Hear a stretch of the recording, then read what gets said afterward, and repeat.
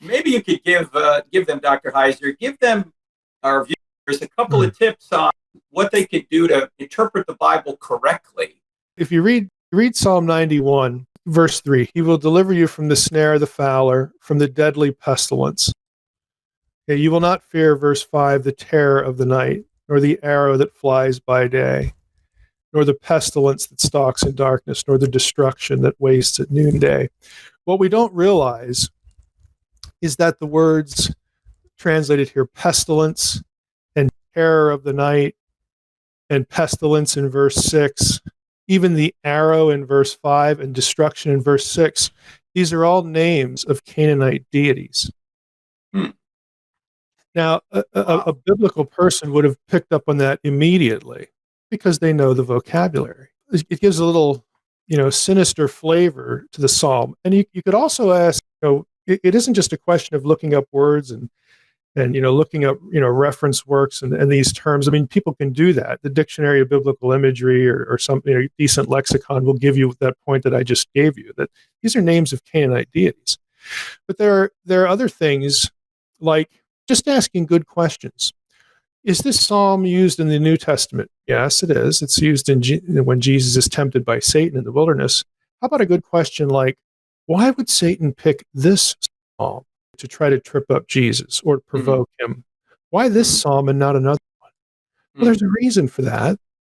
Again, and it's sort of hidden away, encrypted in what the psalm actually says. But to us, it appears encrypted. To, again, the original audience, they would have known right away why this particular psalm with this particular language was being used in that scene with the Messiah. Well, the psalm in our Bibles has no superscription. It doesn't say a psalm of whoever, okay? But in the Septuagint, which reflects a different Hebrew text, it does. It's the Psalm of David. David, of course, is the prototypical messianic figure because the Messiah would come from the line of David due to the Davidic covenant. So that's one reason why this psalm would be provocative to use against Jesus. The other one is if you go down, to the passage that Satan actually quotes, he will command his angels concerning you to guard you in all your ways. On their hands they will bear you up lest you strike your foot against a stone. Satan says, "Oh, go ahead, throw yourself off the pinnacle here. You'll be okay." Why does he use this psalm? It's a way of saying, well, you're the Messiah, aren't you? I'm going to quote a messianic psalm.